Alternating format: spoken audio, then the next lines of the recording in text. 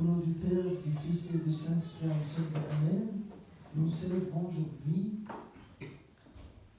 pas seulement la fête de l'archange Michael, mais avant, c'est le deuxième dimanche de Carême. Et toujours le deuxième dimanche de Carême, c'est le dimanche de la tentation. Bravo, c'est le dimanche de la tentation. Et la lecture du Saint-Évangile, c'est de Matthieu 4, verset 1 jusqu'à 11, où Jésus est tenté par le diable, Satan, le démon, après avoir 40 jours dans le désert, et juste après son baptême. Mais la question, est-ce que le diable peut tenter Dieu le Fils, Jésus, gloire à lui? Et la réponse, en fait, Jésus étant le Fils de l'homme, le Fils d'Adam, qui lui a permis d'être tenté, qui lui a permis, mis à l'épreuve par le diable. Et Jésus, à son baptême, est confirmé dans sa qualité comme le Fils de Dieu par la foi et l'annonce même du Père. Et par la tentation, il a confirmé qu'il est le Fils de l'homme. C'est l'Esprit Saint qui est descendu sur Jésus pendant le baptême, qui a conduit Jésus pour combattre le mauvais esprit. Donc, le Saint-Esprit a conduit Jésus pour combattre le mauvais esprit. Pour que Jésus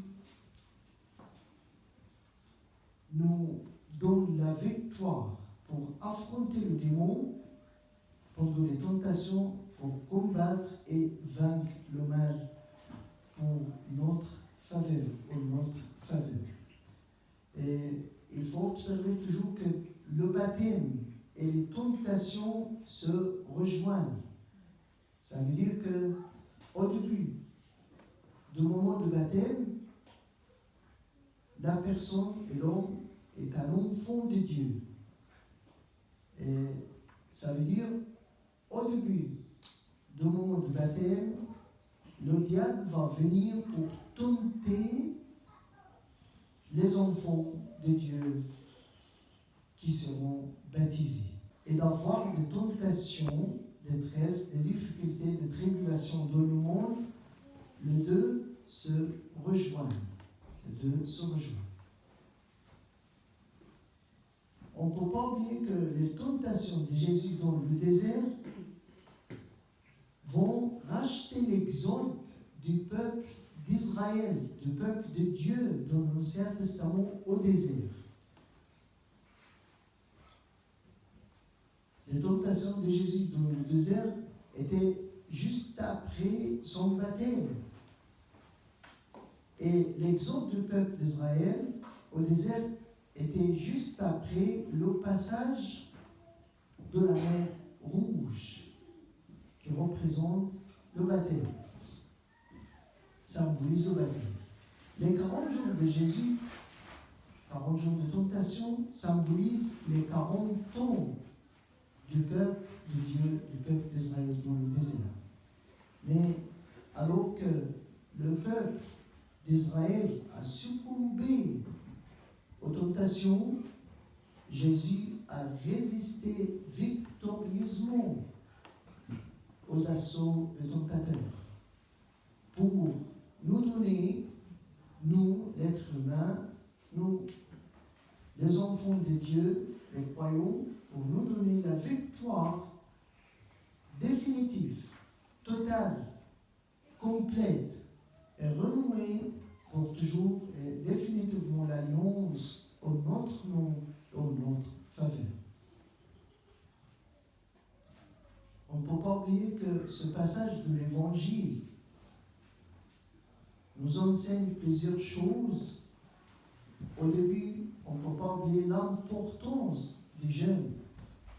Jésus a jeûné pendant 40 jours et 40 nuits.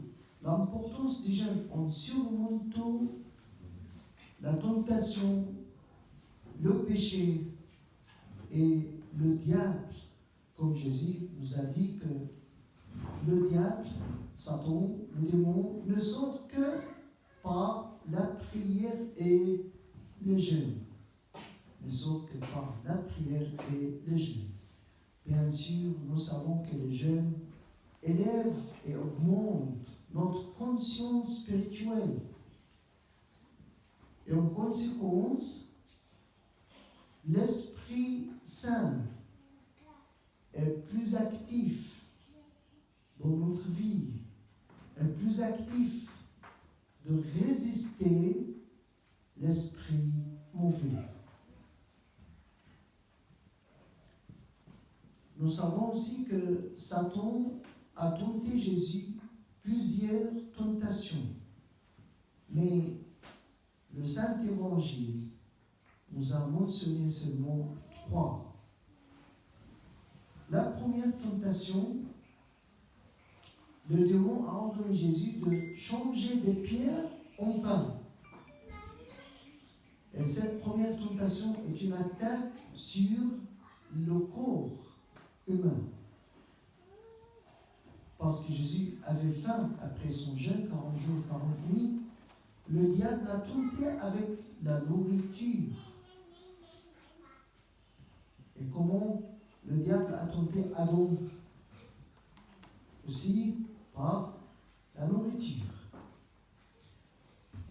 Le diable a tenté Jésus par la nourriture, avec la nourriture, de sorte que Jésus satisfasse à ses besoins physiques et corporels. Deuxième tentation, le diable a ordonné Jésus de sauter du haut du temple, de montrer pour les autres que tu es grand. Cette deuxième tentation était une attaque sur l'âme, dans laquelle le diable dit à Jésus de sauter du haut du temple. Et de ce fait, défiant les lois de la pesanteur et défiant les possibilités de l'être humain. C'est l'orgueil. Cette deuxième tentation sur l'âme est plus sérieuse, bien sûr, et plus dangereuse que la première. La troisième tentation, le diable a demandé à Jésus de l'adorer. Et cette troisième tentation était une attaque sur l'esprit. La première tentation était une attaque sur le corps. Deuxième tentation, plus grave, plus sérieuse, plus dangereuse sur l'âme. Mais la troisième tentation était sur l'esprit. Et en fait, c'est la tentation l'ultime. Ça veut dire la plus sérieuse, la plus dangereuse, dans laquelle le diable demande au Christ de l'adorer. Qu'est-ce que ça veut dire de l'adorer? Que Satan demande à Jésus à lui être entièrement soumis. C'est ça l'adoration, d'être entièrement soumis.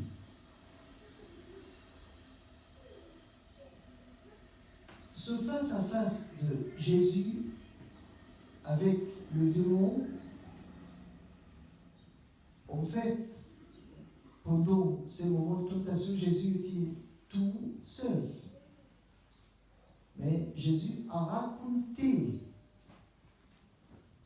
et le Saint-Esprit a ordonné les évangélistes d'écrire le récit et l'histoire de la tentation, grâce au Seigneur, parce que c'est une étape très importante dans notre salut. Les 3 premiers évangélistes ont écrit le récit de la tentation: Saint Matthieu, Saint Marc et Saint Luc. Et on voit que ce face-à-face de Jésus avec le démon est raconté sous la forme de 3 scènes, mais composées de la même manière. À chaque fois, à chaque tentation, une suggestion, une proposition du démon et une réponse de Jésus. Toujours tirée de l'Écriture. Et en fait, les 3 réponses de Jésus étaient 3 citations du Deutéronome, et Daphné, du Deutéronome, le livre de Deutéronome. Et à chaque fois, le diable tente Jésus avec une promesse divine. Et la réponse de Jésus, toujours, est avec un commandement divin. Toujours, Satan fait la guerre et la tentation avec les promesses divines. Et Jésus nous a donné l'arme de vaincre Satan par le commandement divin. Dans ces tentations, nous voyons que le diable est non seulement adroit et trompeur, mais nous voyons aussi qu'il était également un grand menteur. Par exemple, Satan a dit à Jésus qu'il lui donnera les royaumes du monde. C'est d'abord. Et ceci est bien sûr un grand mensonge, puisque le diable n'a pas d'autorité sur quoi que ce soit de ce monde, mais c'est plutôt le Christ, Dieu le Fils, gloire à lui, qui a l'autorité totale sur toutes choses. Mais c'est pourquoi le Christ appelle le diable comme le menteur et le père du mensonge. El-Kadder wa Abu El-Kadder.